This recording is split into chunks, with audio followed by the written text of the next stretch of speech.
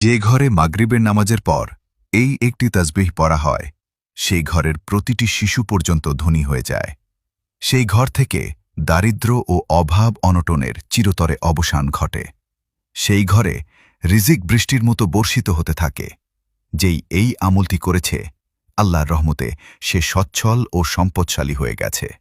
যে ব্যক্তিও রিজিকে বরকতের এই বিশেষ আমলটি করতে চান, সে যেন কমেন্টে সুবহানাল্লাহ লিখে মাগরিবের নামাজ আদায়ের পর জায়নামাজে বসে থাকা অবস্থায় শুরুতে ও শেষে একবার করে দুরূদ শরীফ পাঠ করবেন। আর মাঝখানে আল্লাহ পাকের এই দুটি নামের তাসবিহ ১০০ বার পড়বেন। ইয়া আল্লাহ, ইয়া রাজ্জাক। যে ঘরে মাগরিবের নামাজের পর এই একটি তাসবিহ পড়া হয়, সেই ঘরের প্রতিটি শিশু পর্যন্ত ধনী হয়ে যায়। সেই ঘর থেকে দারিদ্র্য ও অভাব অনটনের চিরতরে অবসান ঘটে। সেই ঘরে রিজিক বৃষ্টির মতো বর্ষিত হতে থাকে। যেই এই আমলটি করেছে, আল্লাহর রহমতে সে সচ্ছল ও সম্পদশালী হয়ে গেছে।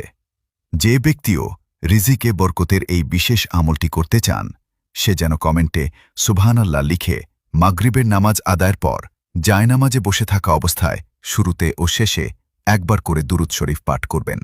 আর মাঝখানে আল্লাহ পাকের এই দুটি নামের তাসবিহ ১০০ বার পড়বেন।